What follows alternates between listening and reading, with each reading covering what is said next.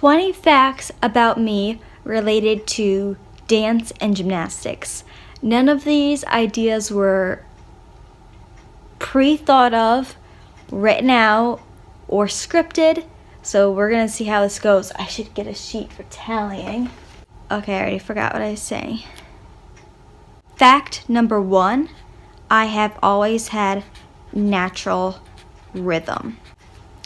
2, I was enrolled in ballet class and gymnastics when I was 3 years old. 3, when I was in ballet class, I never thought of quitting. I never was burnt out. I never wanted to take a break. I always danced through the summers, and it was that way from 3 years old until I had to stop dancing due to chronic Lyme, and it'll be back. Number 4, I started competing gymnastics at age 6 and was in level 4, but that is now called level 3. Number 5, my best events in gymnastics were floor and beam. Number 6, my best events in gymnastics and favorite events in gymnastics were also the favorites of my mom. Floor and beam. Number 7, my highest scoring event in gymnastics was always beam. Number 8, I was ready for point shoes when I was 10 years old. However, my feet were too small that they didn't come in any size that my feet could fit in, and I had to wait 6 months, so it passed through my 11th birthday, and I got my first pair of point shoes on Christmas morning. Number 8, I wear Gainer Minden point shoes. Number 9, my favorite part of bar in ballet class is probably pliés, like the first thing we do after pliés, basically the first thing you do. And I would say some kind of fast jeté petit battement combination. Number 10, I am more flexible on my right side. Number 11, the hardest thing for me in ballet was always adagio. 12, my genetic strengths in ballet, things that I was born with that you can't help, are my very archy feet and my hyperextended knees, so hyperextended legs, and my ability to count music and be musical. Number 13, in gymnastics, our floor routines would always start in the same corner for compulsory, but I thought that was a little boring. And we did this because if people started in different corners, they would get confused on where to go, and if we all started in the same corner, then everyone would know where they're going because the routine was the same. But I thought that was boring, so since I could figure out where to go in different corners, and it's the same routine, just you start in a different corner, I didn't think it was a big deal at all. The mat, the floor is a square, the routine is the same thing no matter which corner you start in. I would have fun by starting in a different corner every time just for fun. And no one else did that, but I loved it. Number 14, in level 6, compulsory gymnastics, which is now level 5, during my level 6 season of competing, I never fell off beam in all of my meets. Number 15, if I messed up at a gymnastics meet and did something that was not my best, I was always really mad at myself and very upset. One example of this was when I was in level 5 and I had to do one of the easiest skills on beam. It was compulsory. It was just a half turn. And I did my half turn and I wobbled and I fell off, and I swear I didn't forgive myself for months. I was distraught. Number 16, I have attended Brooklyn Ballet Theater in Johnson, Vermont for a summer intensive 2 years in a row. I love their program so much, Brooklyn Ballet Theater. 17, I was an angel for many, many years in the Nutcracker because I could fit into the costume and I was always the shortest person in the front. And because of that, they used my height to an advantage. And although my class was not an angel, doing angels anymore, I stayed and did angels with my friend who was also small to be in the front to help lead the new group of angels. So we fit in with them. Number 18, my favorite role that I have danced in the Nutcracker has probably been Clara. Oh, this is so hard. Dewdrop was definitely the hardest. That was harder than Clara. I really got to do all the parts besides Sugar Plum because that's like when I was too sick and I had to leave, so I really never got the chance.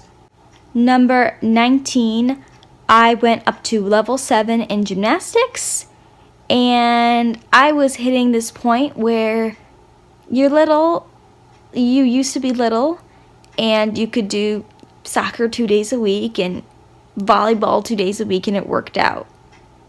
And that's what I did for gymnastics. I would go to dance, and I would go to ballet, and I really only did ballet. I took a couple tap classes and jazz classes that were taught by my mom. She was the jazz and tap teacher and the children's teacher at my ballet school. But we really focused on ballet, and I was definitely the classic bunhead who really didn't care about jazz and tap that much. I just wanted to be in ballet. It came to a point where I had to be at ballet 5 days a week for many hours, especially on Saturday, very long hours, or at gymnastics 4 days a week. And there was no way I could do both and do great at both. And I was not willing to split my time and do half here and half there, because then I would never be good at anything. And the funny thing about this is, when I was making the decision to choose between ballet and gymnastics, I knew in the back of my head that I was never going to stop dancing. So I really had the decision made. Number 21. My mom thought I was going to possibly stop ballet and go into gymnastics full time, because right before I stopped gymnastics, I took the whole summer off from ballet to train full-time at gymnastics. And that was the last time I trained at gymnastics.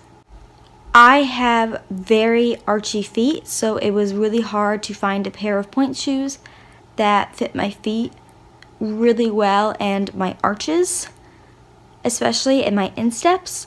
So although I pretty much always wore Gainer Minden, I tried Russian Point, I tried a pair of Freeds and literally broke them when I stood on them because my feet were just way too arched.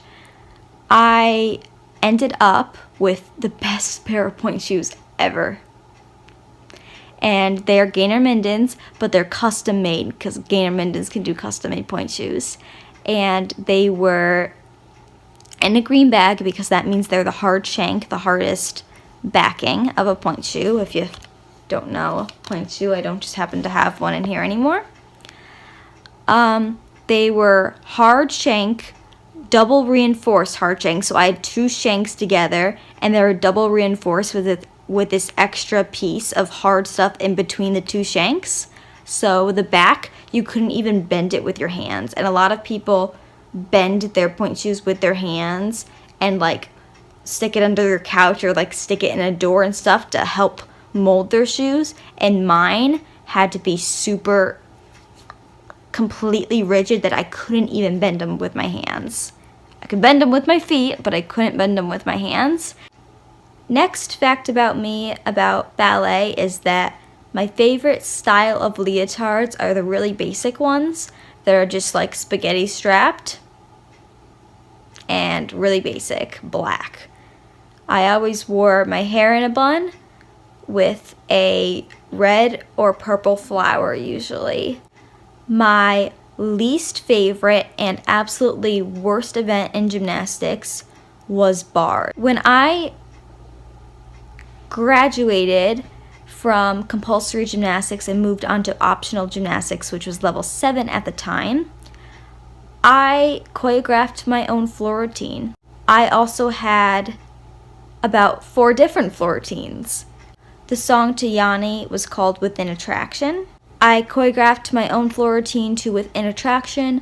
My mom is the choreographer, although I choreograph a lot of routines by myself now. She was the only choreographer because I was a student.